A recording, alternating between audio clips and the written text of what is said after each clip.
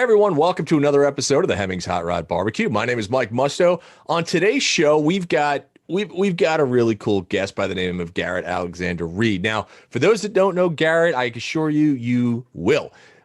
If you ever go on Instagram, his page is called American Muscle HD. It's got well over 2 million followers and is one of the premier muscle car pages on Instagram. Aside from that, though, one of the nicest guys in the industry. Just started doing some hosting and everything else. He's knowledgeable. He's personable. He's one of the few guys that you could walk up to and just at a car show and say hello and introduce yourself.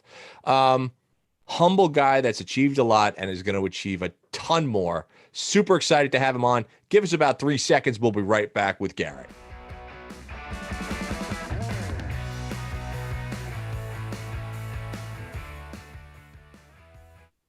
Hey, everybody. Welcome back to another episode of the Hot Rod Barbecue, the Hemmings Hot Rod Barbecue. We are back with Garrett Alexander Reed. Now, if you are on social media, Instagram in particularly, and you haven't heard of American Muscle HD, you're missing out because it's one of the best muscle car sites on the internet as a whole.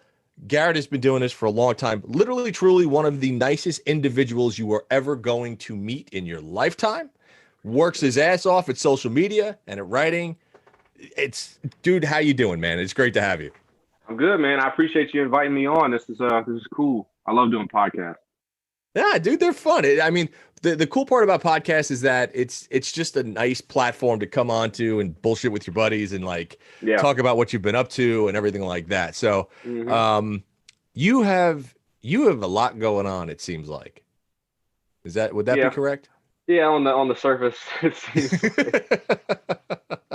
I mean, I definitely want to talk about a couple things. First and foremost, okay. I want to talk about that IG page of yours because for those that don't know, it's over 2 million followers at this point, which is massive.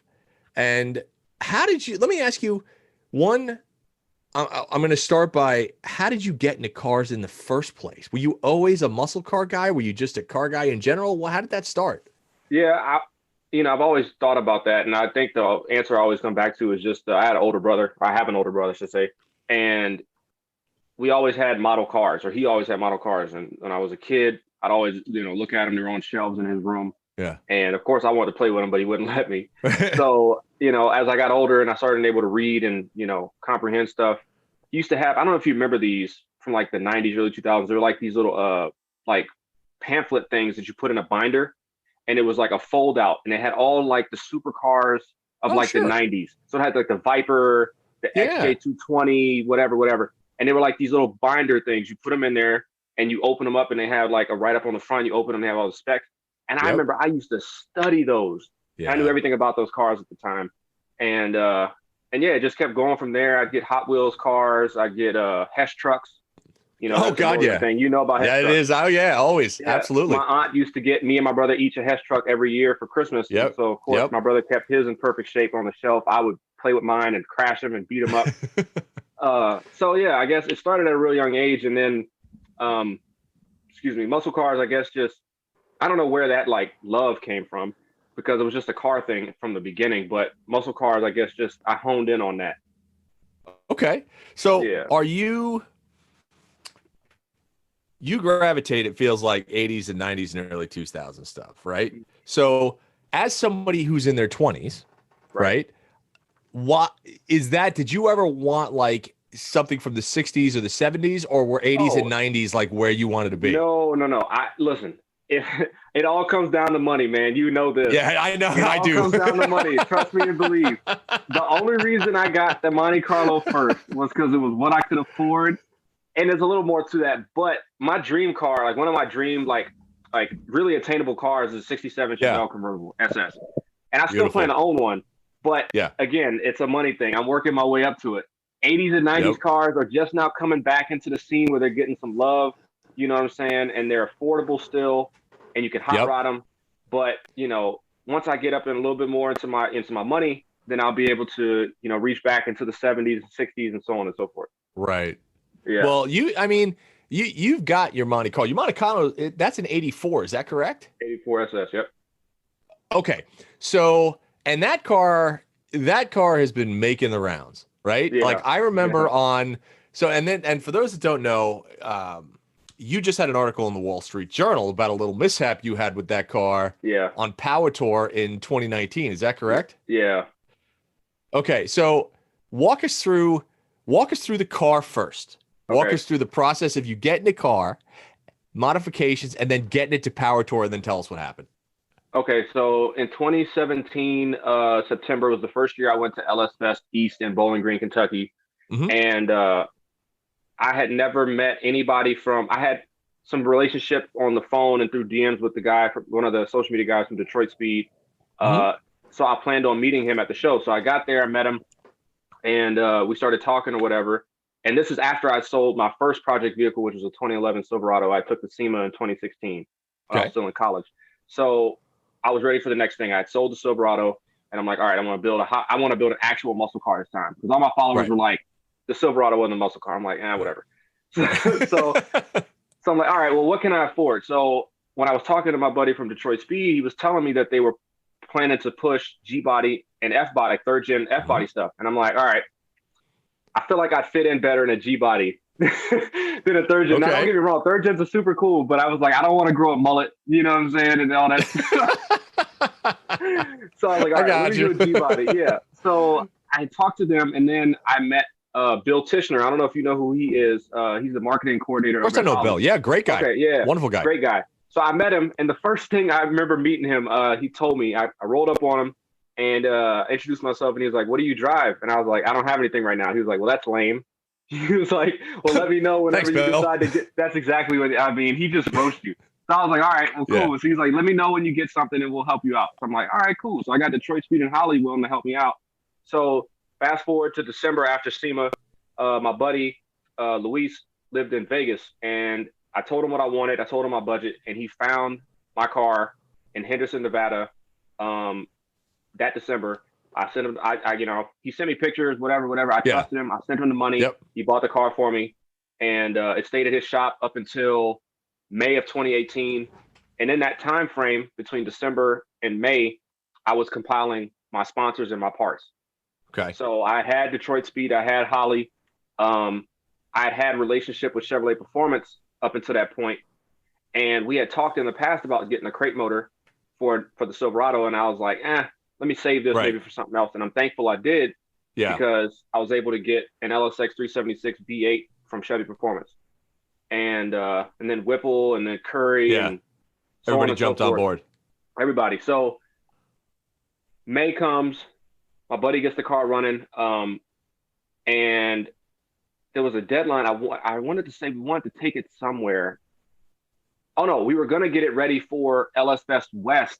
Sure. In Vegas that year, 2018. Well, Chevy Performance, I don't know if you've dealt with them much, but they move a little slow. They're one of the, I love them, but they move really, really slow. So, between start and talk with them and the getting the contract going, I didn't get the motor until the week of LS Fest West. Yeah. I landed in that day, like the day before the show. My buddy picked me up, and we went to go pick the engine up from like the dispatch place. So it didn't make that show. He gets the car ready and running, but we had to finish some things, and he gets it to us in 2018 for LS Fest West, or East. I'm sorry, East. Now at this point, how many followers did you have on American Muscle HD? 2018. I probably would have had anywhere from like 1.5 to maybe 1.7, if I had to guess. Yeah, 1.7 million. 1.5 to 1.7 million. So that is, and you built that account up, and it was, so when you were building that account, did you realize that when Instagram first came out, how impactful that was going to be? Oh, heck no. Heck no. I didn't know what to think. I honestly didn't. I started that page because a friend of mine, we used to have a local car meet, and a friend of mine at the car meet had a truck page, and I've always been an Android guy. So it came out on, the app came out on the iPhone for a year before Android. Yep. And so he had it for a while, and he grew a truck page up to like 14,000 followers. And at the time, that was huge. Huge. That's right. Huge. And so I'm like, dang, man, this is cool. So I went back and forth in my mind, because I had just started college, and I'm like, I don't know if I want to waste my time with this social media stuff. And thankfully, I'm glad I did, what I'm saying? But that's kind of a decision I made to do it. And again, I had no idea what I was Yeah. doing or where it was going to go. And here it is now, you know. And so when did you figure out that like, okay, this is actually a thing and like people are paying attention to it and like now, and not only that, but you could make an impact. You know Yeah. what I mean? I want to say it was at least a year into it that I probably Okay. figured it out. You know what I'm saying? Things were a little different with how you grew back then. You know, you would actually partner up with like-minded pages and you would help each other grow off like Sure. sharing each other's stuff on each other's posts. Like you would put a caption for the picture and you'd say follow so and so, and that's Right. really how you would help each other grow. That's how it worked back then. And we did that for a long time. And at some point, I got to I got to 50,000. I was like, whoa. And then 100,000, so on and so forth. But Yeah. it feels like it was so long ago that I really don't even remember Right. like some of the milestones. You know, it's really Yeah. crazy. Sure. It's really crazy. So I Okay. guess back to So the car. Oh, go ahead. yeah, no, that's exactly what I was going to say. Back to the car. Okay. You've got your followers now. People are jumping on board. Yeah. Everybody's seeing what you do. Now you've got this Monte Carlo. You're building it. You're getting ready for Power Tour. Right. So we get it back home. We were trying to put some stuff together, put the brakes on it, some other stuff to get it ready for Power Tour. Long story short, we didn't end up making Power Tour. I mean, I'm sorry, LS Fest East in 2018. We just couldn't make it with the car. Mm-hmm. It was fine. Fast forward to later that year in the winter. My buddy Jerry, who lives here locally, we kept wrenching on the car, and we got more stuff done to it, got the tune right, and all this other kind of stuff, all the way up until literally we worked on it whenever we could, all the way up Yeah. until the day before we left for Hot Rod Power Tour 2019 in June. Yep. And we loaded the car down. The trunk was literally full of every tool you could think to like wrench on a car on the side of the road. We had ramps, jacks, everything. Yeah. Get to Charlotte from Atlanta on Friday. Went to this little pre-meet or whatever. It was all good. Went back to the hotel, slept, woke up. Saturday was the show. Went to the show. Everything was good. Come back. We're Yep. wrenching on the car because we had a leak on the firewall and it was raining like Okay. crazy. So it was leaking into the car. Parked it real late. Parked it outside our window, second floor. You look over like four Yeah. spaces. My car was right there, Yep. 4 spaces over, right by the side door of the hotel. Go to sleep, wake up. Oh, and mind you, I have I don't know if you remember this or not. When I posted it on Facebook, this is the most ironic thing of the whole situation.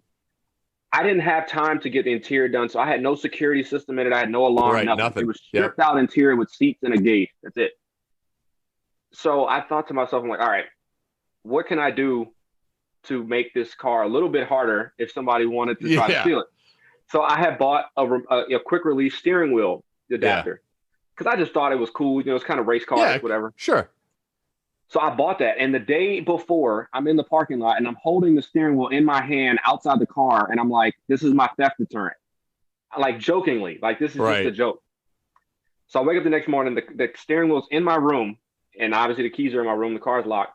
And I wake up and I look out the window and I'm like, I'm pretty sure that's where I parked the car last night. Like I'm jokingly, I'm still half awake, half Yeah, of asleep. course. Yeah. And I'm like, I think that's where I parked it last night. And Yeah. so my buddy Jerry, who's staying in the room too, I was like, Jerry, is that where I parked it last night? And he was like, I don't know. And that's when it hit me. I'm like, bro, Yeah. you gotta be kidding. Like, Yeah, I mean, it was man. just, I can't remember the exact feeling, but I just felt like maybe all the blood rushed out of my body, like my Yeah, heart man. sank It's in my stomach. I'm just like, Yeah. this is insane. I cannot believe that this really Well- happened because it was just too ironic. yeah. And there were because I was there. I was covering it for Hot Rod Magazine at the time. Okay. And weren't there 5 or 6 cars stolen out of the lot that night? That night or that morning, whatever, it was 5 cars. It was Right. mine and 4 of the cars. And I think Yep. a couple attempted cars that night, but they didn't get taken. Yeah. But yeah, it was confirmed it was my car, the 87 Regal or 86 Regal or Malibu wagon that was parked just to the left of me. And then it was Yep. 3 others at another hotel behind us or something like that. Yeah. Right. So, you know, I get downstairs So- and of course, go ahead. No, please. Get downstairs. Yeah, I get Looking downstairs and I'm walking out, I'm about to walk out the side door, and the guy that owned the Malibu wagon comes running in saying that he's saying my car just got stolen too. And I'm like, what is going on right now? So it's just like a cluster of like Yeah. everything because people know what's happening. People have been outside. Sure. It's like 6:30. Everybody's about ready to leave. So people are outside and they hear what's going on. So people are Yeah. scrambling the parking lots trying to figure stuff out. And man, it was just probably one of the worst days of my life, man. Yeah. I know that feeling. Back in 2018, I had my Monte Carlo stolen out from in front of my house. And we had just built the car. It was on the cover of CarCraft magazine, literally the month it got stolen.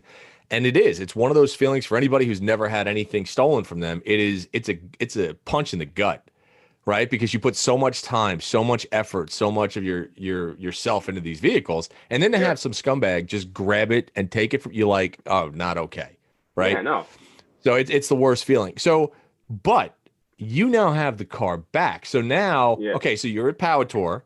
Right. The car's stolen. You walk outside and you're just like, I hate everybody because that's what you feel, right? And who's got my car? Somebody around here knows where my car is, right? Exactly. So you eyeball everybody.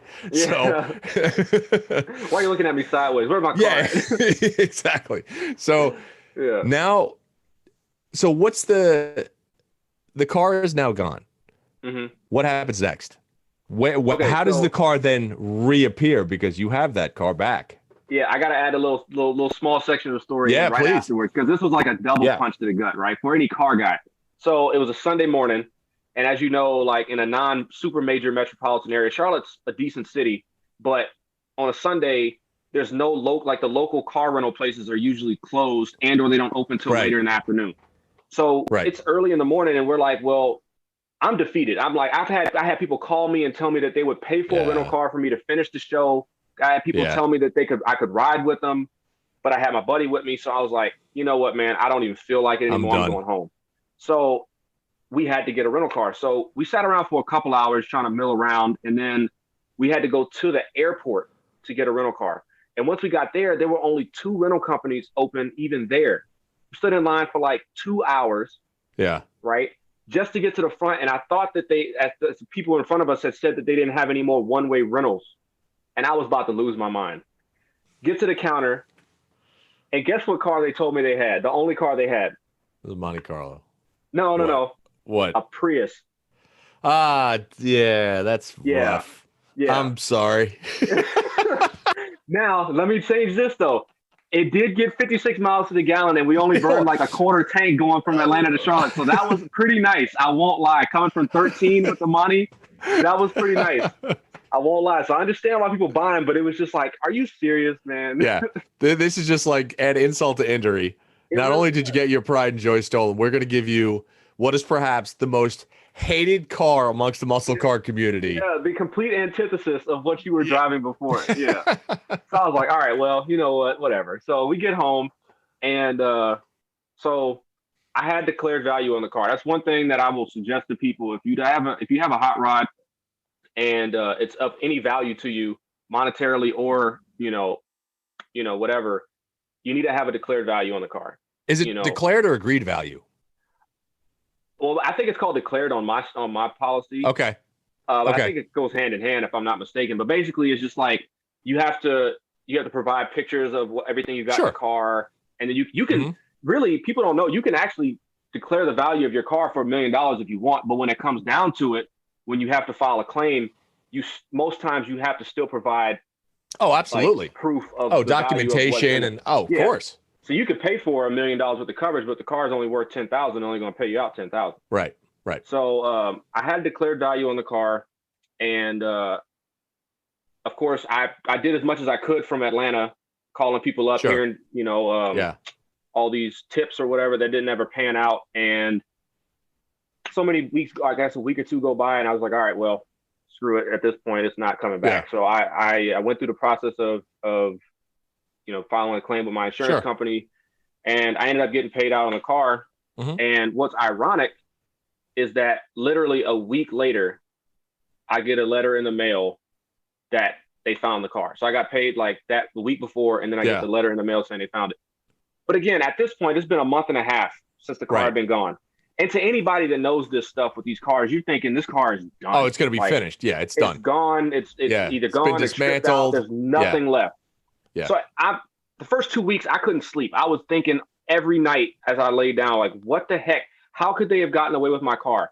Like, it's Right. too loud for them to have started it and driven off. Right.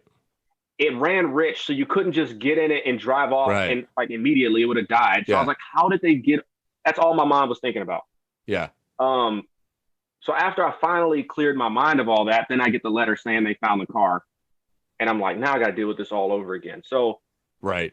I find out that it actually was picked up only 25 minutes away from Concord, North Carolina, in another Wow. suburb of Charlotte called So was the car damaged, or was it? Did they put it in a no, trailer, or was that's it? the thing. So again, it's all a mystery. I have no idea. So it was found in a suburb. I can't remember the name of the town now, but Yeah.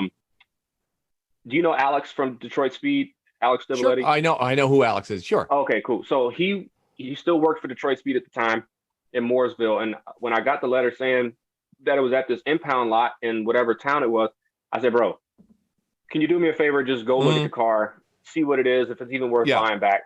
And Right.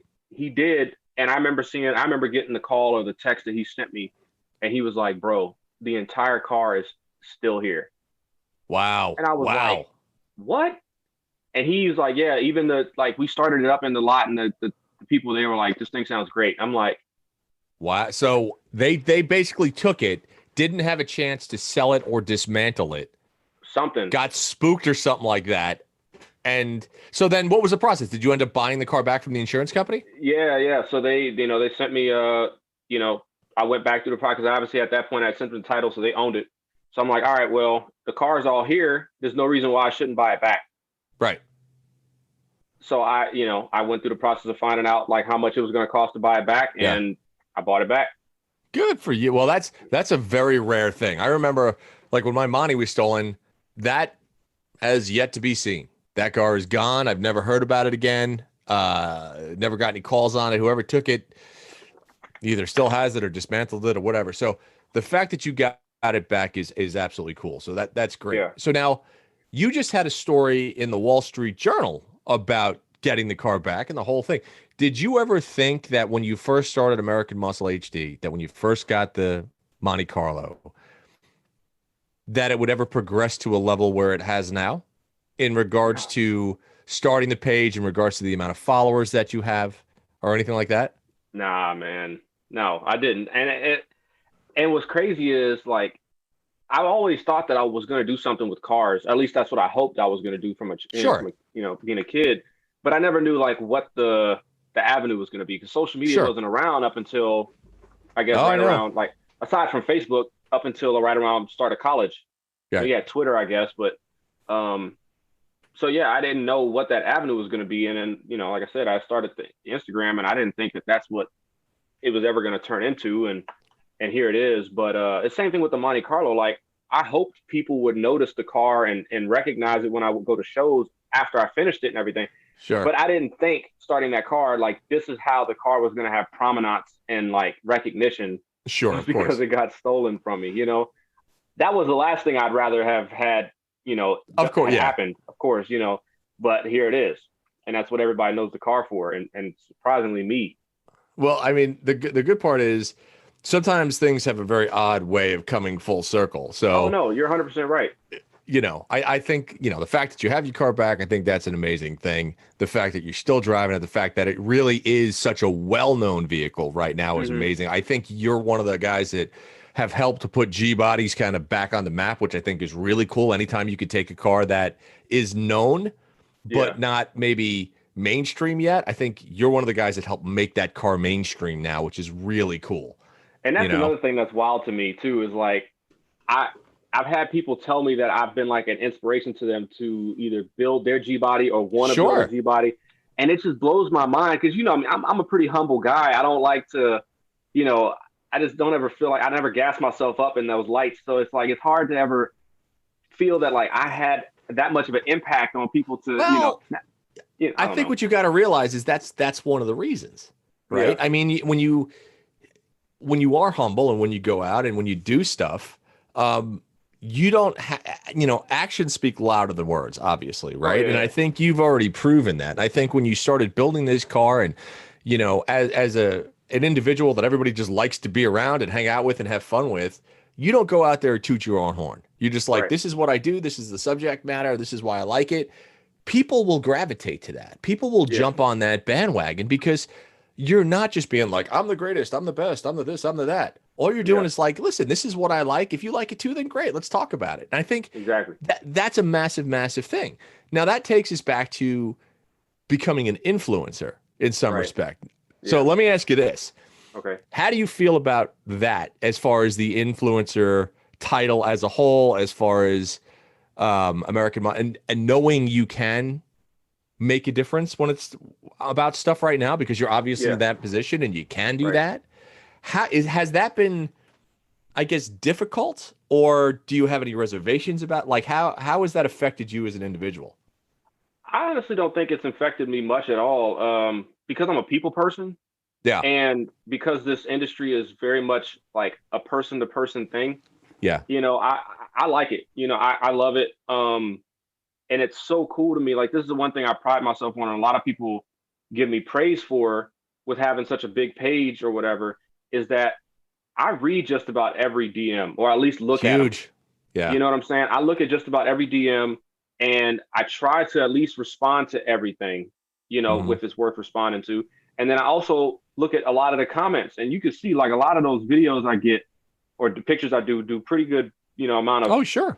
comments. And I may not respond to everybody, but I try to at least interact a little bit to show people that I'm there. Well, you I'm just, engage. yeah, exactly. And that's a big thing that people don't realize you have to do, especially as a non-entity, because my page isn't all just Garrett Reed. You know what I'm saying? Right. It's a brand that has me behind it that people I think know now. Right. But especially with something like that, as a manufacturer or something like that, you Mhm. have to show people that somebody is at least there. Like, it's not just a page with No. just stuff getting posted on, because you're not going to get anywhere. You're not going to be able to engage with your customers or whoever That's is right. supporting you. Versus if you're like an entity or whatever, people see your face all the time. Yeah. Because I don't know, I think it's just a big difference Well, there. That people yeah. want to know you're listening. Exactly. You know, I think that's one big thing I try to tell companies is like, man, the way that this social media stuff works is you have to engage. right. Otherwise, it's like calling What's a the toll-free point? number and not getting an operator. Yeah. You know what I'm saying? Yeah. It's just kind of a dead end talking to a brick wall. So, yeah, it's wild to me still. I've some of the things that I've found out that I've influenced people on. Mhm. Because not everybody tells me, "Oh, you're the reason I got this," or "You're the reason I Sure, did of this." course. Yeah. But every so often I do get DMs or I get messages, people telling me that I directly or indirectly help them with their Mhm. decision making to buy stuff. And the craziest ones for me is like, I'll do these new car reviews Mhm. or whatever. And it's not just American cars. I do a little bit of everything. Sure. I've had I think 3, 4, 5 people tell me that they went and bought brand new vehicles off of either like me helping them make the decision or being like the Sure. sole reason. And I'm like, that's ridiculous. Like, these people Yeah, are going and but you know spending what, though? 60, 70, $80,000 on a vehicle because of what I had to say. That's But nuts. it's not nuts though. See, and it's really interesting. I I mean, know I've that's been how it doing works. this. I know that's how it works. But it's It just is. still so crazy to me. It just still baffles me, It does. That I completely understand. The good part about that is, right? It shows that you're doing the right thing. You know what I mean? And this goes back to what you said earlier. It's engagement, it's being humble, it's knowing your subject matter, it's going out and giving people good, honest reviews about vehicles, Yeah. not bullshitting them about anything. Oh, yeah, right? for sure.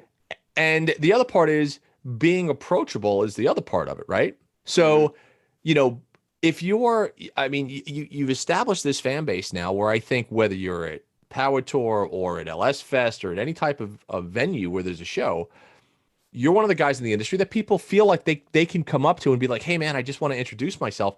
That's a massive, massive, massive thing.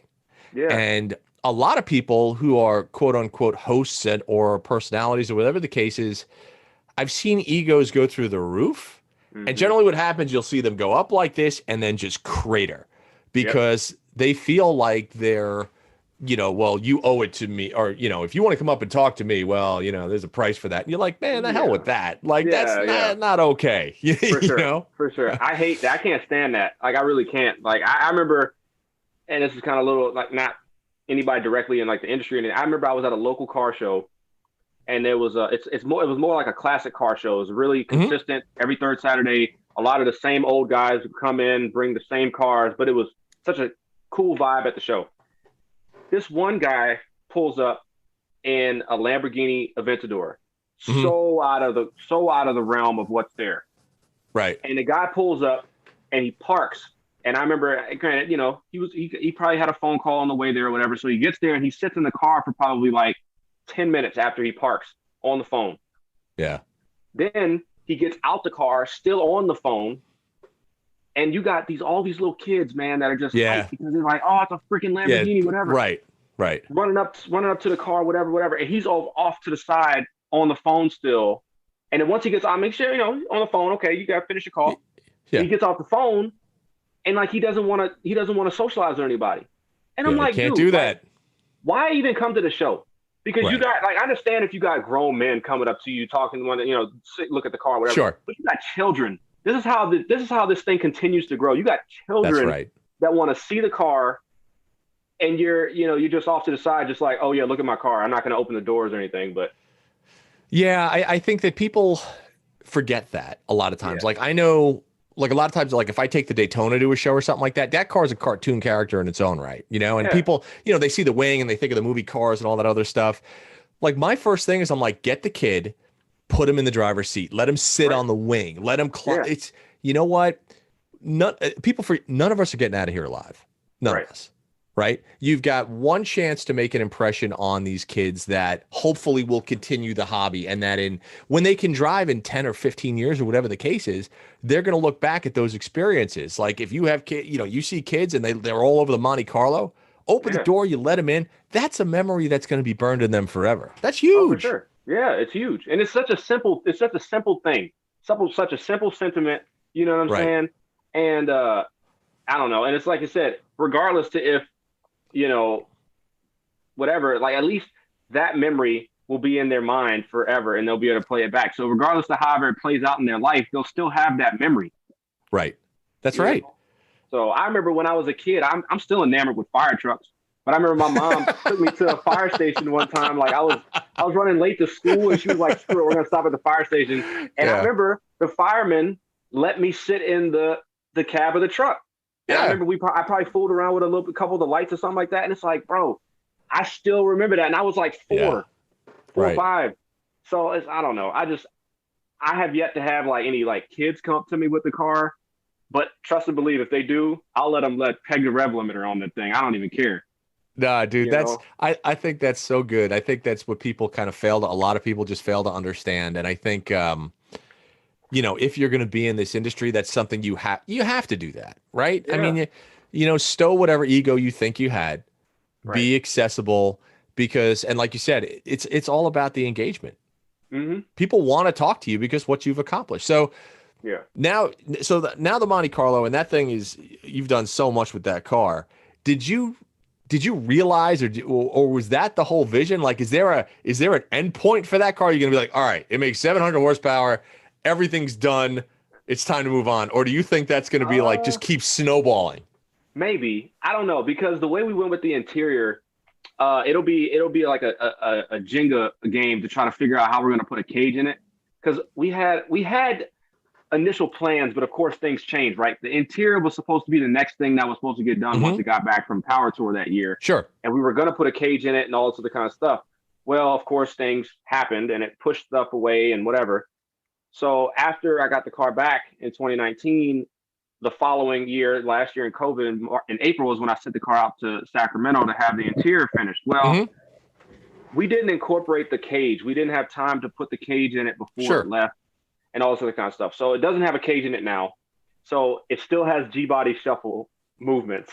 Hmm. So it kind of limits me to like realistically, it kind of limits me to making an absurd amount of power and it Right. at least makes sense. Because I could go and like turn this motor up to 1,000 if I wanted to, but Right. it's stupid because it doesn't hook now and it maybe makes 650 Right. to the tire. So it would make no sense to be a waste of time to try to do that. So I think just from the sound aspect of it, I think we're gonna probably at some point put maybe just like some slightly bigger heads on it in a cam Hmm. Okay. that way it just has like the more aggressive. Because right now it just sounds like a loud LS3. Yeah, gotcha. And I wanted to give it some. I don't want my Escalade outperforming my Monte Right, your Carlo. Monte. That's kind of silly, right? You know, you pull the two up and the one, you're like, oh, Right. that Monte Carlo's chopping. I'm like, wait, no, that's the Escalade. No, that's the Escalade. Yeah. Yeah. So I think from that perspective, I need to at least put a cam in it, and I think that we'll do that at some point. But yeah, I don't know, man. Now that the interior is done, I think it's just more of finally getting to enjoy it. You know, actually put miles on it, because believe it or not, that car only has like 1,500, 2,000 miles on that powertrain. That's crazy. Yeah. So you know, and I already got to put a transmission in it, because we cooked the one that's in it, the 4L80, because my stupid behind didn't put a trans cooler on it. And I hoon that car like every time I drive it. So I just cooked the fluid, and the clutches are probably slipping now. But yeah, I just think that now it's just going to be a matter of like taking it to local shows and driving it. Like, I really would like to get it repainted again. Sure. Maybe in a couple of years, because that's the one eyesore. I like to not think I'm a super anal person, but I am. Right. And the paint is like the one thing every time I look at the car, I'm just like, I'm just not happy, because the paint just doesn't look great. So that's probably the last thing that I'll do is paint it. But aside from that, it's pretty much done.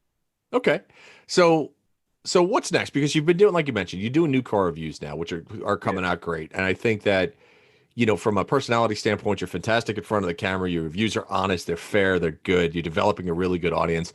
Where do you want to go? Like, where's the next step in the career that you want? Like, what aspects, like, where do you see yourself in 5 years? Like, you've done Instagram, you've conquered that, you've got, you know, you've done the Monte Carlo, you've got the Escalade that's been built up, but where do you want to go personally? Like, do you want to host? Do you want to, where do you, I'm just curious. Man, that's actually a really cool thing you say that. I honestly would love to host, because like I've thought about it. I think you and I have had in the past. We've had a conversation. Mm-hmm. We've had a couple conversations about that. And that's where I think my strongest suit is, man. Like, I'm a talker. Mm-hmm. And I feel like like you said, this is not me gassing myself up. This is just knowing what my strengths are. I'm a personable person. Mm-hmm. I'm fairly knowledgeable, but I also know when I don't know something, and I'm willing to learn. You know, so if it's something that, like, if it's like a project where, if I'm like, just hypothetically, if I'm a host and I've got to talk on a particular topic, I will do the research I have to do beforehand to at least be able to be somewhat of a subject expert on whatever I'm talking about. Sure. You know, and I don't know. I feel like that would be ideally what I'd love to do, for real. But I also like building these cars, man, because as you look at a lot of these YouTubers or whatever, right? Cletus McFarlane, Miss Amelia, Alex Taylor, Mitchell, all these people, they're doing about the same thing I'm doing. I think they just took more initiative to like really push hard on YouTube. And I just haven't figured out that sauce yet. It's hard, man. It's a hard thing. I've tried it. You know, I've got a YouTube channel. I've tried it, and I've tried to be consistent, but it's just a lot of things that come into it where, like, you have to, you know, you've got to have, you know, a consistent place to work. You've got to have consistent ideas to, keep the videos rolling, because you can't have too much of a lapse in time. That's right. And that's just been my hard. Got to have money. You got to have money too. That's another thing. You know, I mean, you can have sponsors out the wazoo, but you still got to pay for some stuff out of pocket. That's right. And, you know, I'm blessed to still be living. I still live with my parents. I'm not going to front that. You know what I'm saying? I'm not going to front it. And that helps me out a lot, because my expenses are pretty low. People, you know, I don't put that out on social media all the time, but a lot of people, you know, if I get close enough to people, you know, that ask me, I'll tell them I'm not ashamed of it. And I'm blessed to be in this position, because that's how I'm able to, you know, to be able to afford and build some of the stuff I do. But yeah, I've got so many ideas, and I think it's a lot of people, but because I have so many connections in the industry and I have access to so many things, I'd love to be able to do, like, just keep doing builds somehow, and like either turn around and flip them after they're done, or, you know, find some avenue to be able to make money, because of the videos I'm making or something. Sure. Because, you know, I've got another project that I actually haven't announced yet. I think I've told you about it. I'll probably talk about it soon. But like, I've got that in the background, and I'm still debating. I'm like, all right, is it worth putting money into it right now, or should I still wait for a little while? Because, like I said, I've got access to all these brands that are willing to work with me, but you still got to have money and time That's to right. build it. That's So right. that's where I'm at, man. Like I said, I'd love to host and figure out maybe how I can do that and still and Yeah. like build cars, because that's what I love to do, man. Yeah. Well, I think you and I should probably have some conversations after this and Okay, maybe talk about doing some fun stuff. But I'm with that. I think right now what you've done, what you've accomplished is outstanding. I think that you've made such a great impact on the industry. I think that I'm loving the fact that you're going in front of the camera more than you used to, Yeah, because I like the idea that you're really kind of putting a face to a name, and that's right. great. I totally agree with you as far as the hosting gig. That's where, for me personally, that's where I want to see you, just because I think you're good at it. Yeah, I appreciate it. You're just good at it. So it's like, Thank you. some people, Thank you. some people suck at it. You're not one of them. Yeah. So That means a lot. I appreciate that. I feel very bad if you were just, I gassed myself up this and you were like, no, you're not good at this. nah, dude, this isn't for you. No, exact All right, opposite, well, dude. I'm gonna go now. You are killing it. So, That's dude, funny. we've been rolling for about 45 minutes. Okay. So Wow. I'll ask you one final question. All right. A year from now, where do you want to be? What's the goal? A year from now, I like to be out on my own, be out of my own spot. You know what I'm saying? That'd be nice. But I don't know, man. I like to I like to just be more known, like as Garrett. Mm-hmm. You know what I mean? Like I like to just Garrett Reed be more of a name than just American Muscle League. It can correlate, it can go Mm-hmm. together, but I want people to be like, all right, that's Garrett Reed, and he Yeah, owns American Muscle HD. I don't want it to just be like, oh, that's American Muscle. that's right. These two, I want them to come together. So I've been working on that in the last year.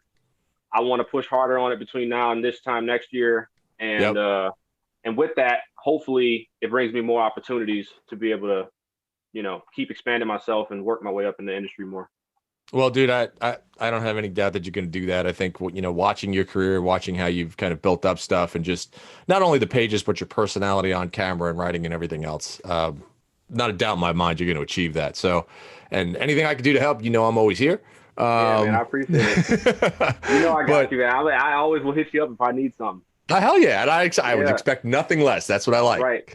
Yes, sir. So, but dude, thank you so much for coming on the show. Really Yeah, man, of appreciate course. it.